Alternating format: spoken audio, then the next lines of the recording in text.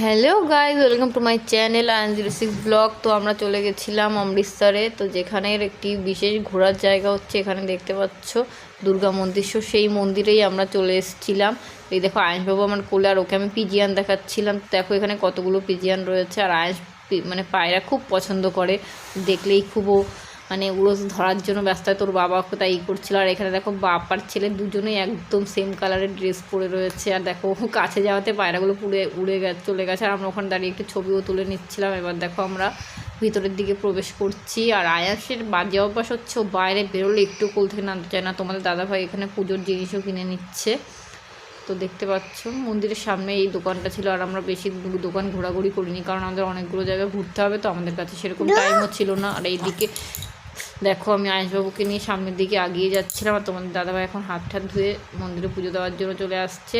আর মন্দিরে সেরকম ভিড় ছিল না, দেখতে পাচ্ছ একটুও লাইন নেই, ফাঁকা। মন্দিরে সেদিন কোনো একটা অনুষ্ঠান ছিল, সেই জন্য মানে সবাই ভিতরেই বসে ওরা মানে এখানে বাইরের রাজ্যে যেরকম হয় জয় মাতা দি, তো এটাই এরকমই কোনো একটা মানে ওরা গান করছিল। আর সেটাই সবাই হচ্ছে ঠাকুরের নাম নিচ্ছিল। আর এদিকে আয়েশবাবু দেখো হাত জোর করে, মানে ওকে মন্দিরে ঢুকলে, আর এখন আমার নতুন করে আমার শেখাতে হয় না যে বাবা হাত জোর করে প্রণাম করবো, এখন নিজে থেকে এইসব জিনিস করে। তো এই জিনিসগুলো দেখে দেখেই শিখে গেছে। আর এখন ওকে নতুন করে আমি কিছুই বলি না। আর দেখো মন্দিরটা কতটা সুন্দর, চারিদিকে পুরো আমাদের স্বর্ণ মন্দিরে যেরকম মানে আইবিন গোল্ডেন টেম্পলে যেরকম দুই সাইডে এরকম সরোবর, তো এখানেও সেম জিনিসটা। আর এখানে এক্সট্রা হচ্ছে এখানে ফোয়ারার ব্যবস্থা, ফোয়ারা রয়েছে মানে মিডিল পজিশনে।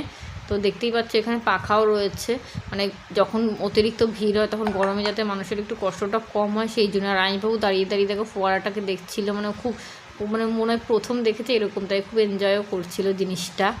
তো এই দিকে দেখো আমরা এবার সামনের দিকে এগিয়ে যাচ্ছি, কারণ আমাদের হাতে সময় বেশি ছিল না। এখানে পুজো দিয়ে তারপর আমাদের আদার্স যেসব জায়গা সেগুলোকে দেখতে যেতে হবে, কারণ আমরা দুদিনের জন্য ওখানে গেছিলাম। আর আমরা একটা দিন পুরো গোল্ডেন টেম্পলের জন্যই রেখেছিলাম, যে ওই দিনটা আমরা পুরো স্বর্ণ মন্দিরটাকেই ঘুরবো। তো এখানে আমার ছেলে পাশের থেকে কথা বলছে, তো আমি ভয় দেওয়ার সময় তো একটু মানে শোনা যেতে পারে ওর আওয়াজ, তো সেই জন্য বলছি। তো সেটা তোমরা প্লিজ কিছু মনে করো না।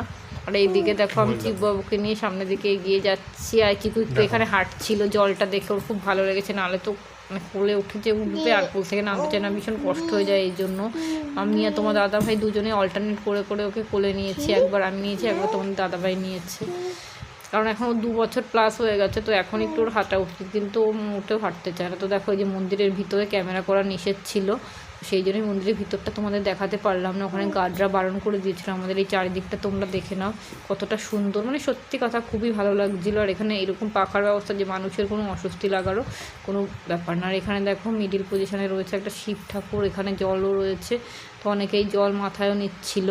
আর এই দেখো আমাদের চিকুবাবু এদিকে একটা ভগবানের মূর্তি রয়েছে, তো সেখানে হাত জোর করে প্রণাম করছে। আর সানগ্লাসটা খোলেইনি, কারণ মানে এতটাই রোদের তাপ ছিল যেই জন্য আর ছেলের চোখের থেকে সানগ্লাসটা খুলিনি, আর ওটা পরিয়ে রেখেছি। আর মাঝে মাঝে ওর অস্বস্তি হলে ও নিজেই খুলে দেয়, সে আমাদের আর খুলতে হয় না, কারণ এখন এই জিনিসগুলো তো নিজে থেকেই করতে পারে, এইটুকু বড় এখন হয়ে গেছে।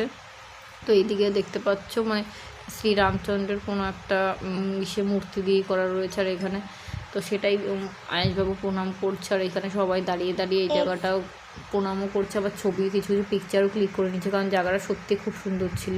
আমি দাঁড়িয়ে দাঁড়িয়ে দেখছিলাম ছেলে কতটা এইগুলো করছে, তো সত্যি খুব ভালো লাগে ছেলে যখন নতুন কিছু শেখে বা নতুন কিছু করে নিজের থেকেই, তো সেই জিনিসগুলো দেখতে সত্যি ভালো লাগে। ওর পাপাকে বলছিল যে এটার ভিডিও করো, এটার ভিডিও করো, এইগুলো দেখে দেখেই সব শিখেছে, সেটাই ও দেখাচ্ছিল। তো আমাদের চিকুবাবু যে দেখতে দেখতে কবে এতটা বড় হয়ে গেল সত্যিই ভাবতে পারিনি।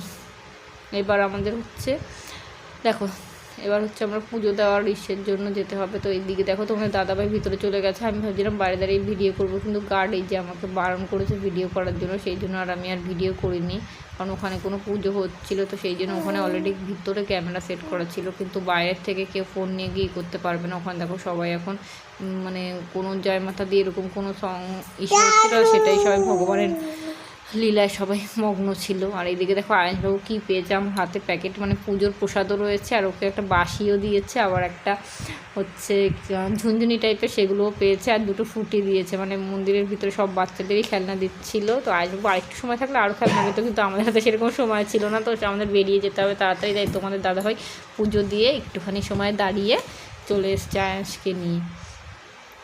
তো তোমরা দেখতেই পেলে এটা কত সুন্দর লাগছে। তো তোমরা যদি কোনো সময় অমৃতসরে যাও তো দুর্গা মন্দিরে অবশ্যই যাবে, কারণ এই জায়গাটা সত্যি খুব ভালো লাগছে। আর এখানে দাঁড়িয়ে আমরা একটা ছবি তুলে নিচ্ছিলাম, আর রোদের জন্য আমি তাকাতেও পাচ্ছিলাম না, প্রচণ্ড রোদ ছিল, সেই জন্য একটু তাকাতে অসুবিধা হচ্ছিলো। আর সানগ্লাসটা পরে নিয়েছিলাম, কিন্তু এখানে আবার একটু সানগ্লাসটা খুলে নিয়েছিলাম, তো তাই জন্য আরও অসুবিধা হচ্ছিলো। আর আয়ুষবাবু আবার কোলে উঠে গেছে, মানে ওর পুজো দেওয়া হয়ে গেছে, এখন উনি আবার কোলে করেই ওনাকে আবার যেতে হবে। তো আমি একটু ঘুরে ঘুরে এই জায়গাটা দেখছিলাম, সত্যি ভালো লাগছিলো জায়গাটা। তো জায়গাটা সত্যি খুব সুন্দর, তোমরা যদি যাও অবশ্যই এখানে যেও। আর এই ভিডিওটা যদি ভালো লেগে থাকে তো অবশ্যই লাইক কমেন্ট শেয়ার, চ্যানেলটাকে অবশ্যই সাবস্ক্রাইব করে দিও।